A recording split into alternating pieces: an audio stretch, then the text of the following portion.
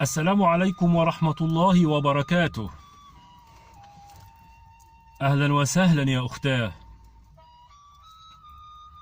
بلى أعلم أنك زوجتي، ولكنك أختي في الإنسانية. ها، ماذا تريدين؟ حقا حقا، أتريدين هدية عيد الحب؟ تبا لك، ألا تستحين يا امرأة؟ ألا تستحين؟